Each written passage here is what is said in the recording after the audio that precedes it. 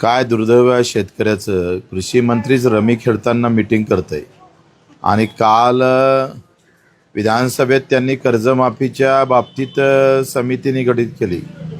शेतकऱ्यांच्या आत्महत्या होणार नाही याच्यासाठी काय उपाययोजना करू याच्यासाठी समिती गठीत करतंय. आणि आमचे कृषी मंत्री आता ही 8वी-9वी चूक असेल. यांच्याकडून काय अपेक्षा करायच्या? म्हणजे इकडे शेतकऱ्यांना सांगायचं आहे का तुम्ही दारू पिताय म्हणून लग्नात खर्च होते म्हणून तुमच्यावर कर्ज होतं, आणि आमचा कृषी मंत्री जर रमीत गुंग असन तर मग शेतकऱ्याचं भलं काय होईल? मी शाहूवाडीमध्ये आहे, प्रचंड जनावरांचा त्रास आहे, प्रचंड नुकसान आहे आणि कर्जबाजारीच्यामुळं प्रचंड आम्ही पाहतोय का पुरा शेतकरी संकटात आलेला आहे.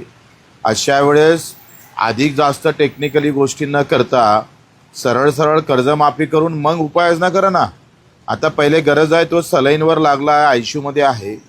आयसीयूमध्ये पेशंट असताना त्याला आता तातडीच्या औषध उपचाराची गरज आहे आणि तुम्ही सांगताय का नाही आता आम्ही उपाययोजना शोधू आणि मग पाहिलं तर कर्जमाफीकडे जाऊ. तर जेथपर्यंत कर्जमाफीची घोषणा होत नाही, तारीख निश्चित होत नाही, तोपर्यंत आंदोलन चालू राहील आणि 24 तारीख पुऱ्या महाराष्ट्रामध्ये प्रचंड ताकदीनं चक्काजाम होईल.